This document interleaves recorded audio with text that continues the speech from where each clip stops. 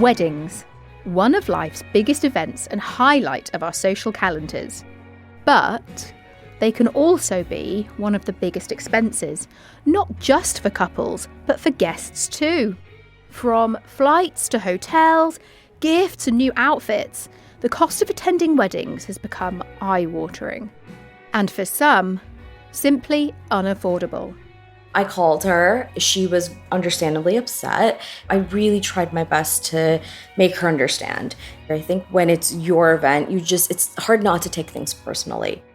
On today's episode, would you risk a lifelong friendship by turning down an invite to a hen do or wedding? It did make me think, is this really a friendship that is going to be worth my time in the long run? Welcome to Money Confidential with me, Katie Morley. Each episode I head across the country to hear directly from you, lifting the curtain on real-life dramas and delving into stories of financial deception, disputes, and strained relationships. Today, we hear from people feeling the pressure to say yes to expensive commitments, delving into the tricky world of hen parties and destination weddings. One anonymous listener wrote in about her dilemma. Dear Katie, I have a dilemma that's causing me sleepless nights, and I need some advice. One of my closest friends of 25 years is getting married in Mauritius, and she's made me a bridesmaid. The thing is, I'm really close to having enough money to buy a small house with my partner, but going to Mauritius will mean we have to push it back until next year. We aren't high earners and have scrimped and saved to get to this point financially. The hotels, flights and expenses for the wedding will come to well over £1,000, and that's just for me. It would be more if my partner comes. I'm desperate not to let my friend down, but the cost of going to her wedding will delay my future plans to settle. At 31, I feel I don't have time to waste and just want to get on with things. Is there a way to broach this with my friend without it souring our relationship?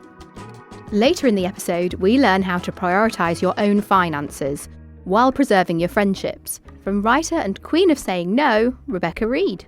But first, how do you protect your finances and decline a milestone event without burning bridges? Hi, nice to meet you. I'm Katie. You're welcome. Hi. I met Pooja, who had a cautionary tale and some wisdom to share. I've never kind of felt like I had to pick a certain group of friends over another. I have different relationships with each one of them. But when it came to picking their weddings, I think I had, or even just bachelorettes, I had to kind of think about, is this a destination that works for me? Is this something that's going to work with my finances? And is there somewhere that I haven't been to before that would be worth my time? I think that last point kind of became a little tricky because people took it personally. Did you preempt how these friends might react to these decisions ahead of time, or did it shock you? Some of the decisions did shock me, I'm not going to lie. I think, for some of them were understanding, especially when you're the bride-to-be, your emotions are running rampant, you're stressed in all these other aspects. And if a close friend of yours is not attending an event that is important to you, you might take it personally. When you received these reactions that were obviously overwhelmingly negative, how did that make you feel? Did you kind of reassess the friendship at all? I tried to consider, is there any way I can make it work? And there were a lot of instances where I would kind of like put myself in all these weird situations, like, okay, well, if I take an extra shift at work, or if I like tutor for X more hours or write 3 more articles, maybe I'll have the extra income to be able to afford this bachelorette. Or I tried to rationalize it as, am I being a bad friend? Or, can I make this work? Like maybe I won't go on my personal vacation. Or maybe I'll go somewhere else for one last day. And I think I realized like how stressful that was. Just for me personally, trying to like rejig my entire life. But I think at some point when the reactions didn't change and they continued to be negative, it did make me think, is this really a friendship that is going to be worth my time in the long run? There was one wedding in particular that caused friction between Pooja and her close childhood friend. She was getting married in India, and a few months before that, she was going to do her bachelorette in California. She was actually one of my first friends to get married. So this was an invitation where I was very excited. I was like, oh my gosh, my first bachelorette, my first international wedding. This is going to be really exciting. But I looked at the packages. I looked at, the activities, flights, hotels, and I was like, I can't afford this. I was single at the time, so there was no plus one that I could potentially split cost with or accommodation with. And I didn't know anyone because me and her never went to any school together. So I was in a situation where I was like, okay, I'm going to pretty much go single and solo. I'm going to feel a little bit out of place and uncomfortable not knowing enough people. So when I graduated law school, I had a lot of loans. And on top of that, I was 25 years old, or 26, freshly out of school, new job, and I just couldn't make it. I couldn't rationalize it. So you made this decision not to go. Yes. How did you break the news to her? I called her. She was understandably upset. We followed up over text messaging. I think it was a bit of a slow fade of a situation where over time, I don't think we ever really fully addressed anything. And it turned out that we just grew apart. There was a lot of distance between our friendship. I did, of course, wish her well on her wedding. I sent her a gift, etc. But I don't think those things, in her opinion, made up for the fact that I wasn't physically present. And do you have any regrets about the situation at all? Yeah, of course. I mean, I wish in retrospect I had the finances to go. But I think this was a scenario where it really solidified to me in my mind that a lot of friendships, they come in phases and they come in seasons. So a couple years later, I asked myself, would we have kind of grown apart for another reason? But I think maybe on some level, the foundation of our friendship wasn't as strong as I thought. But then it was Pooja's turn to get married, and she was on the receiving end. And, this came around to me as well, right? I got married when I was a little bit older compared to the rest of my friends. But at that point, we all had pretty steady careers, some savings, etc. But there were other things to consider. Also, a lot of my friends were pregnant or had babies. So in that situation, there is a financial aspect, sure, but it's not so much, oh, I can't afford this. It's like, well, should I go on a bachelorette to X destination, or should I take that money and save it for my child? So there were definitely things where I was kind of like, that's a little annoying. But then I thought back to the situation and I was like, wow, okay, people's priorities change. So you've been on both sides of it, haven't you? Absolutely. Of course, your initial reaction is one where you're disappointed or upset. But once you get over that and you kind of deal with it logically and rationally, you realize it's okay for other people to have different priorities, just like you did at that point. It seems like the hen party, bachelorette party phase maybe sort of petering out now, but then you're moving into maybe the big birthday party phase or the baby shower phase. Right. What have you learned from the previous phase that you'll take with you when it comes to, balancing the financial and social side of your life? Honestly, how to say no. And I struggle with this so much. I've historically been a people pleaser, whether it's with my friends, whether it's with my family, whether it's with even my husband. I think it comes from this desire to not miss out. But I think I've realized through especially the hen situation, it's okay to say no if it doesn't work for you. And, there are certain circumstances where even if things might be awkward or uncomfortable, navigating that in a mature way.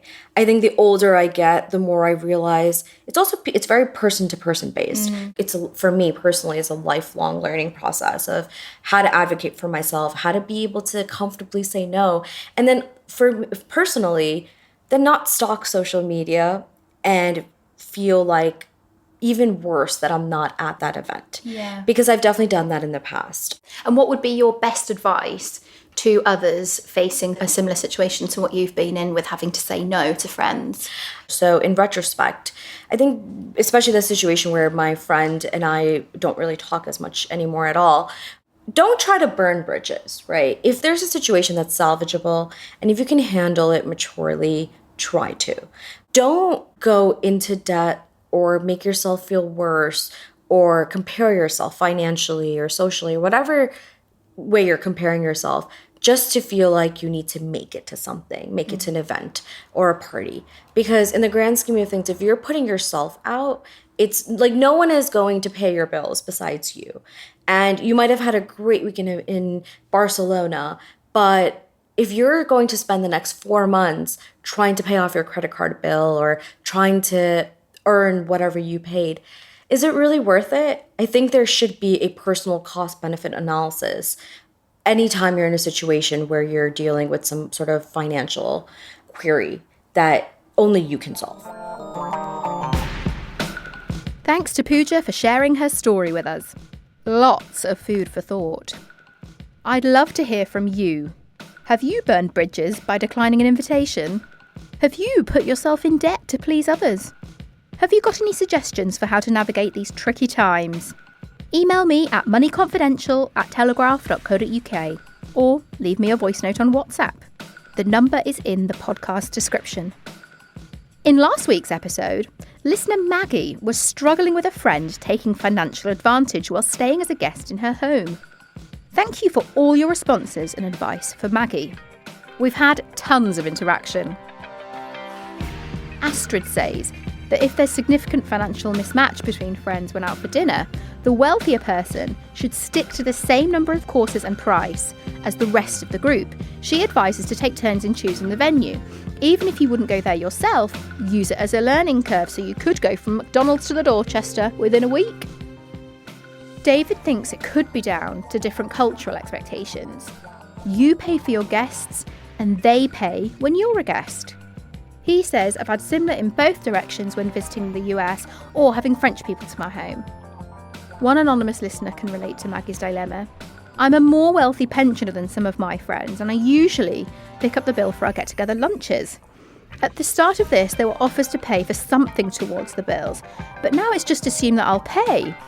I did start this habit, but lately I feel a bit used and underappreciated. Well, I'm not surprised, and I hope that some of the advice on our previous episode will apply to you as well. After the break, we speak to one of the world's top luxury wedding planners. I'm joined by Sarah Haywood, and she shares her top tips for a harmonious day. Try saying that with a mouthful of canapes. Back in a mo.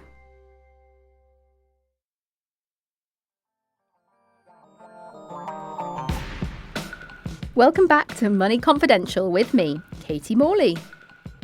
Now, weddings come in all shapes and sizes, and I wanted to speak to someone who's overseen some of the world's most lavish weddings. Sarah Haywood is founder of Sarah Haywood Weddings and Celebrations. Well, that does make sense. She's featured in Vogue and Harper's Bazaar. I started by asking what type of event budgets she typically works with. It really ranges, but we're talking, several million. I mean, we do the odd event under that, but by and large, they're big multi-day destination weddings for high net worth families, usually international. And then when we work with the Brits, those aren't the budgets. Why does that not surprise me? So it's an international crowd. It's international. The guest lists for these things are pretty big, aren't they? Yeah, not necessarily big guest numbers. I mean, sometimes they are, but the average guest numbers, I suppose, are about 150, something like that. But I mean, last weekend we did a wedding that had, I think it was 650, 700 Brazilians at it. When we do Indian weddings, they're usually larger than that. And we're seeing things taken from all around the world that are now typical for us to do. So when you're doing these really quite big budget weddings, is included in that budget all the expenses and things for the guests? Usually they get themselves there. Yeah. And then everything's taken care of, including, collecting them from the airport. So our job really starts at that moment when people arrive at the destination, and we look after them from the moment they come in to the moment that they depart. I guess a little bit of pushback from people saying, that's an outrageous amount of money to spend on a wedding. A lot of the money isn't on the outrageous, it's on the service side of the taking care of people. So when they come to me and say, this day needs to be special, they really mean it. Yeah, so, of course. And that's where the money's going, a lot on the service element, as well as the ordinary things that you would think that we would be purchasing and arranging. And how important is it to your clients that they cater for their guests in full and give them a wonderful experience? It's generally very important. Sometimes it's actually easier when they want us to just take care of everyone than there being a sort of VIP group and a non-VIP group. If that happens, we usually suggest splitting them into different accommodations. How do you advise your couples to navigate that in a really tactful way?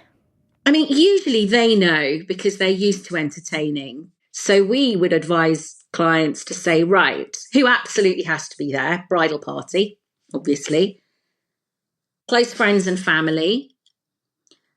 And people who have travelled with you to this point in your life and you think will travel with you as you move forward. This doesn't include people whose desk you sit across at work, unless you've got the space. The benchmark is, will these people be in your life for the rest of your life? I think that's such an interesting point that you've raised, because I think weddings really can do that they either solidify a friendship forever, or they can make you realise that actually somebody isn't for life, can't they? and I've been invited to many weddings at my old age, I've been to many. And sometimes I think, why am I being invited to this? Now, no one wants me as a guest at their wedding because they think I'm going to go in with a critical eye, which I do not, of course.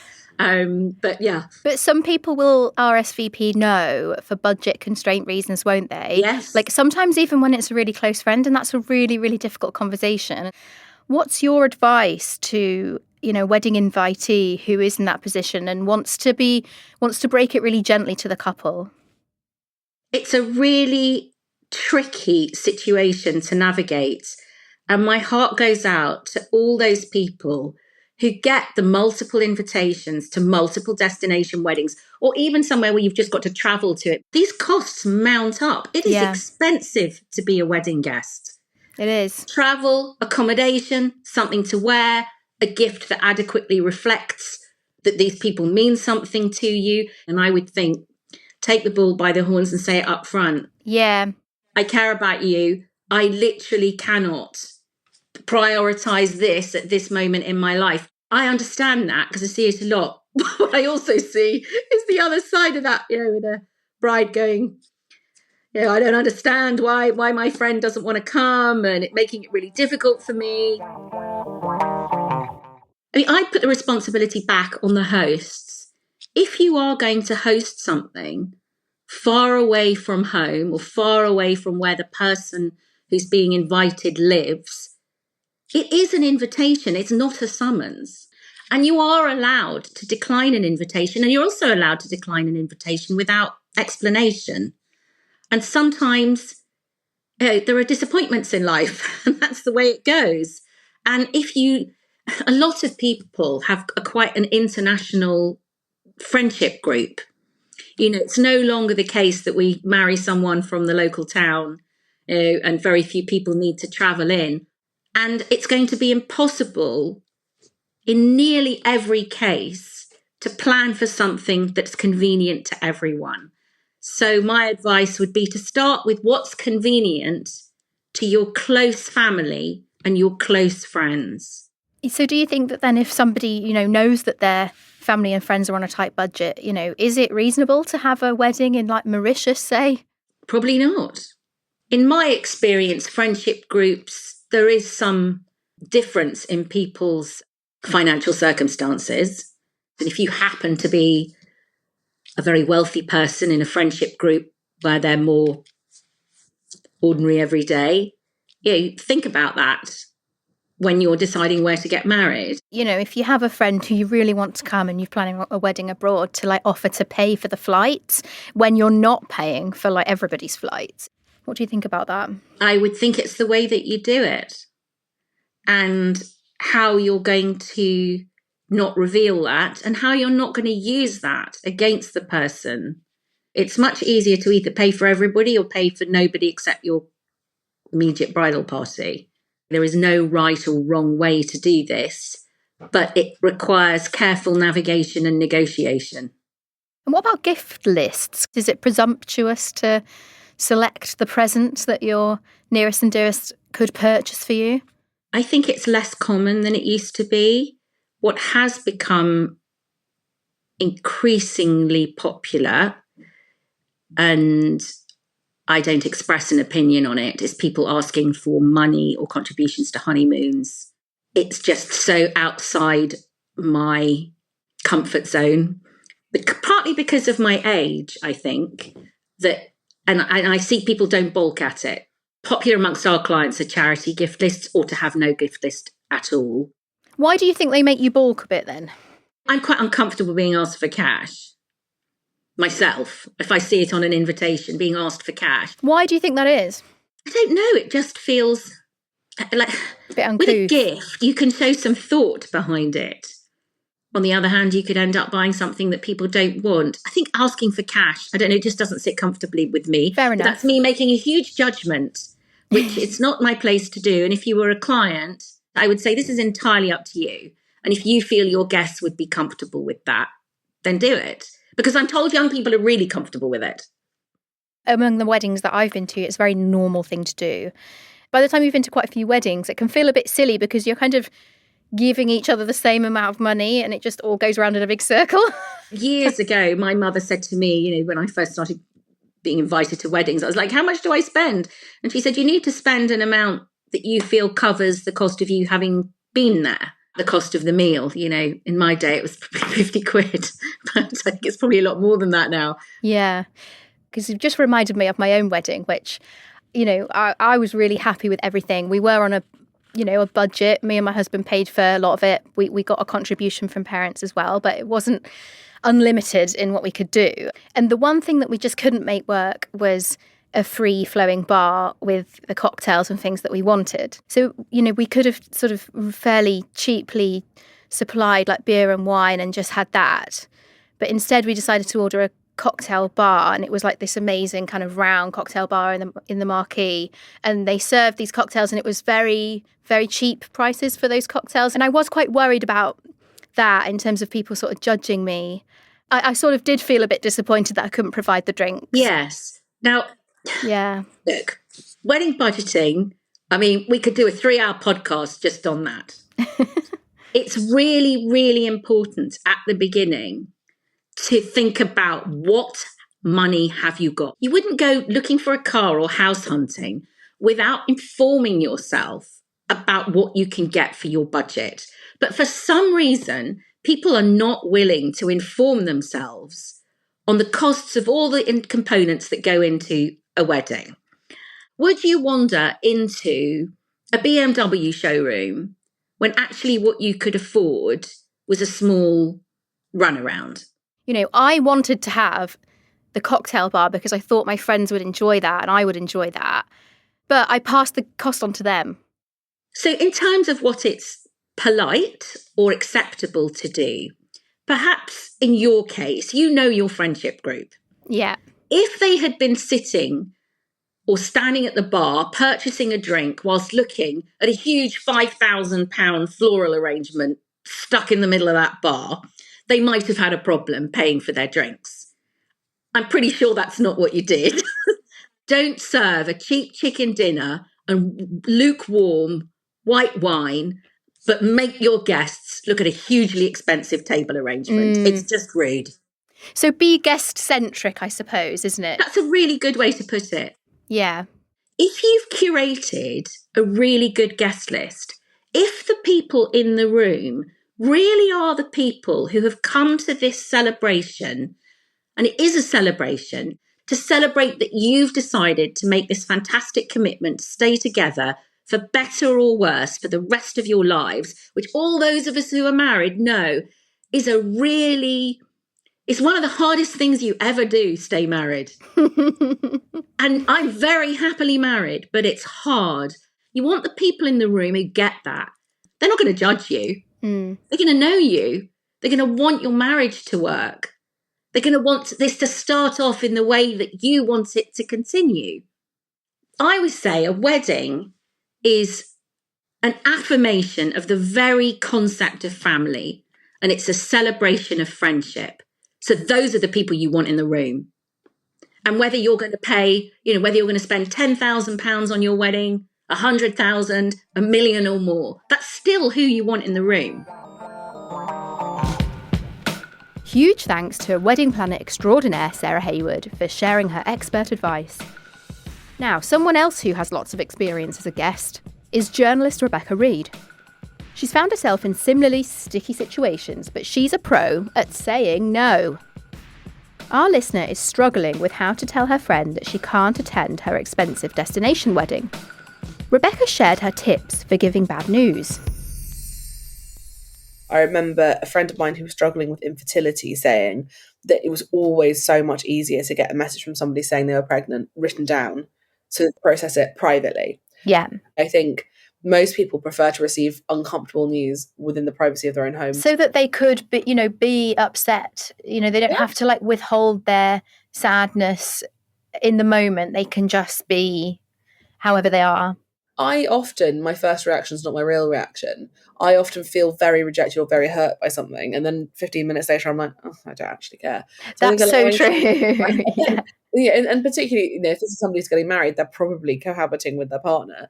They could be like, oh my God, you will not believe you're not coming to our bloody wedding. And then usually the partner will be like, which one is she? This is a bit probably quite a cynical way to look at friendship, but it's really good to have data about what was said. It's really good to have an actual record of how you presented this fact to this person. That's very true.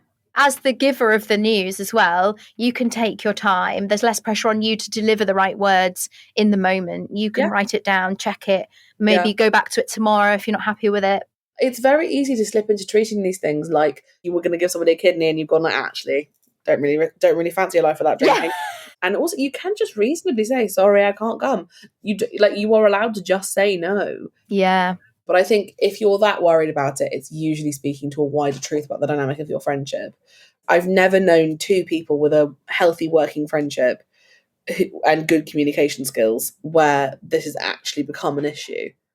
Friends from very different financial backgrounds, the one party just cannot relate to what the other one's saying. Yeah, and I think financial imbalances in friendships are really complicated. I definitely have friends from university who are from very wealthy backgrounds who lived in London, who never had to rent houses. So there'd be a huge gap, even into our 20s, where they'd be living at home for free and I'd be paying £1,000 a month in rent. And they struggle to comprehend that you really couldn't afford to do something. Yeah. And I think sometimes people hear, I can't afford to do that, as I don't think it's worth the money. That's also a legitimate reason not to do something. Like, I had 8 weddings this year and 4 hen dos, and last year I had 7. Oh, so my goodness. Like basically my full-time job. But there have been a couple where I've been like, oh, I don't know if I really needed to be for this one. It's like the sting in the tail of being popular, isn't it? You're a social butterfly, but it's costly. I'm a list B friend for a lot of people. Like, I'm very much that, like, yeah, sure, we'll invite Rebecca along, but I'm not like central cut. And I think I end up going to a lot of weddings where I'm not sure they would have been that sad if I hadn't been there, and I'm not sure I would have been that sad if I hadn't been invited. Oh, I don't think it's tricky at all. Obviously, you can't go to that wedding. Like, there's no debate to be had there. And it's a really easy dilemma, because if your friend's going to be a word I can't say on a podcast, if your friend's going to be difficult about it, then they're not really your friend. Like, that's just absolutely clear cut, straightforward. You just say, I'm really sorry, but you've chosen a very expensive place to get married and I can't be there. Also, a lot of the time when people get married abroad, they have to have a legal ceremony here anyway. That's very true. So you can be a bridesmaid at her, if she wants you to be included, you can have like a cocktail night and go through all the photos and watch, and you can be really enthusiastic about it. But ultimately, the idea that you would suspend your own future to be part of somebody else's is absolute madness. Yeah, and I'm not saying I don't agree with you there, Rebecca, but I suppose I'm trying to sympathise with her. I think the reason why she's tying herself in knots is because of the bridesmaid thing, isn't it? Yeah, bridesmaid is a really weaponised position, I think. Yeah. Like, I'm my sister's bridesmaid later on this year, and I'm incredibly excited for her, and I'm incredibly excited about it. But I am a single parent to a very expensive toddler. But yeah, I don't have a lot of disposable income. So there are lots of things that as a bridesmaid I'd really like to do that I just can't. Like, I can't buy her as many monogrammed pieces of tat as I'd like to. Yeah. And I think being a bridesmaid does come with this insane financial penalty. It's that emotional thing though, isn't it? It's such a big... It feels like a big deal to be asked to be a bridesmaid. It's like, you're one of my closest people. You're going to be such an important part of this day. So to then for her to then turn around and say, I'm not coming, I can't come. I can see why that would feel like a big conversation to have. How would you go into that? I think it's really important not to make somebody else do a load of emotional labour when you're doing something like this. So I think the temptation is to kind of like drop hints and take ages and circle around it and be really avoidant about it until hopefully they get the message and they're like, oh, well, if you can't come, you can't come. But you have to be the grown up here. And it should have been mentioned as soon as the bride said, I think the wedding's going to be in Mauritius. Or if one of the partner is Mauritian, then that would probably have been obvious. And in that scenario, from the absolute outset, you should be saying, really sorry, but I can't afford that. Yeah. And I think it's setting expectations. And yes, it is this weird sort of like handmaiden courtly thing that we still do, where everyone gets to play it being a queen for the day and rank their ladies in waiting. But you don't actually need to rank all your best friends and then make them compete for your affection. Yeah.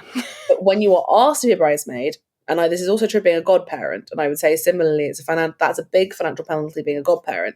And I've said yes to being a godparent before when I shouldn't have done, because I know that I don't have the bandwidth or the money or really the emotional interest in children who I don't know very well and not going to see very much. And then I end up being a rubbish godparent and I end up damaging the friendship. So raising it as soon as possible, I think, is fair on, it's fair on both parties, isn't it? Yeah.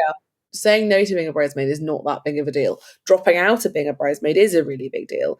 A wider thing is to try, the more you celebrate your friends when they're not getting married, so the more that if they get a promotion or move house or break up with an awful boyfriend or get a dog, the more you celebrate those milestones throughout their life, the less you contribute to this idea that their wedding is the one time they're allowed to be the main character. Yeah, because it's one day, isn't it? And if you've got a 25-year and counting friendship, you have so much time and opportunity to do other things, as you say, that are meaningful and joyous for the two of you as well. The people who are hardest to deal with as brides are usually the ones who don't get celebrated very much in their wider life.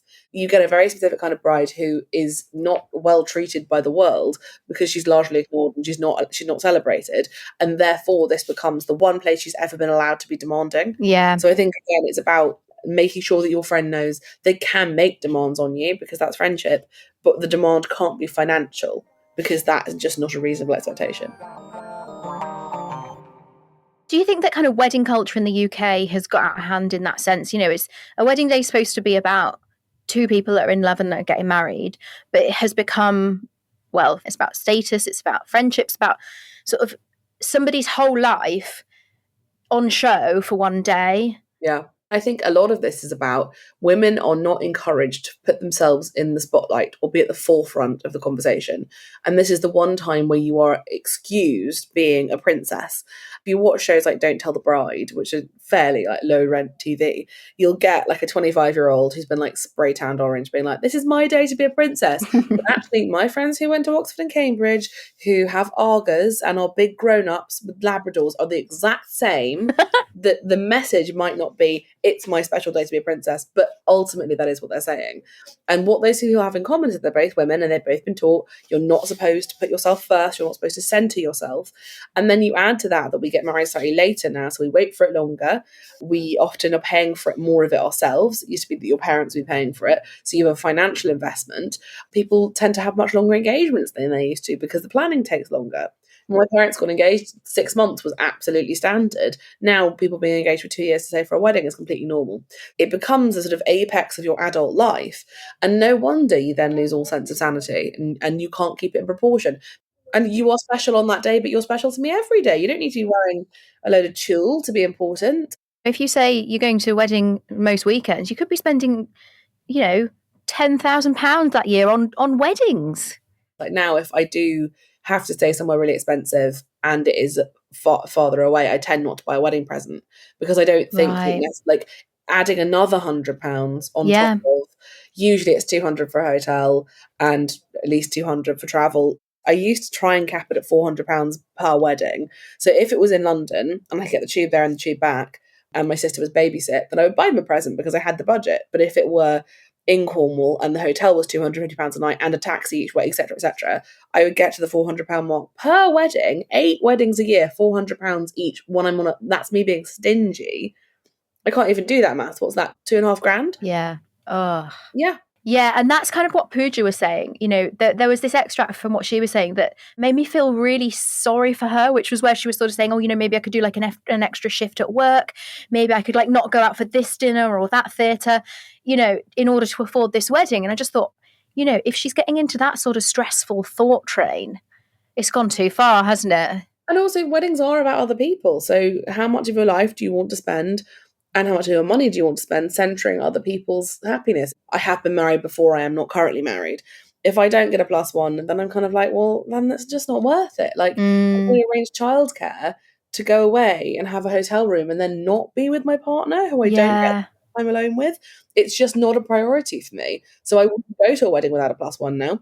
And I would very comfortably say, if I was invited without a +1, thank you so much, but actually that just doesn't fit into our lifestyle. Yeah, which is absolutely fair enough. Well, I think you're better at saying no than I am by the sounds of things. So I don't always practice what I preach. I have a lot of good intellectual rigor about why you should do things. When it comes to it, I will often be like, oh, yeah, of course, I'd love to. Yeah. Many thanks to Rebecca Reed. It seems as destination weddings become ever more popular, these social booby traps are not uncommon. But I hope we've been able to help and shed some light on how to navigate these situations. Is there something that you want to get off your chest? Email me at moneyconfidential@telegraph.co.uk or fill in the form via the link below. It takes about 60 seconds and can be totally anonymous. And sometimes even fun. Who doesn't love typing into a form? Thank you for listening to Money Confidential. Please do help grow the show by rating on your podcast app and leaving a nice review. You can find me on Instagram at moneybackmorley. Today's episode was produced by Rachel Briggs, sound design and mixing by Elliot Lampett, and the series producer is Giles Gear. Ta-ta for now, sausage.